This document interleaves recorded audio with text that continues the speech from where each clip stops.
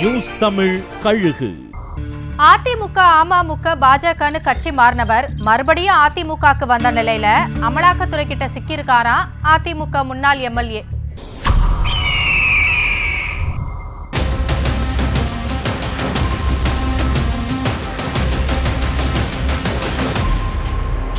கோவை மாவட்டம் சிங்காநல்லூர் அதிமுக முன்னாள் சட்டமன்ற உறுப்பினரான ஆர் சின்னசாமி அண்ணா தொழிற்சங்க பொதுச் செயலாளராக இருந்து வந்தார்.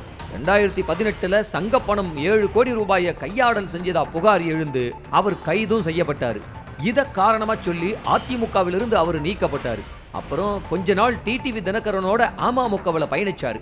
அதுக்கப்புறமா எம்பி தேர்தலுக்கு முன்னாடி தமிழ்நாட்டிலிருந்து டெல்லி போய் பிரதமர் முன்னிலையில பாஜகவில் இணைஞ்ச 15 பேர்ல இவரும் ஒருத்தரா இருந்தாரு.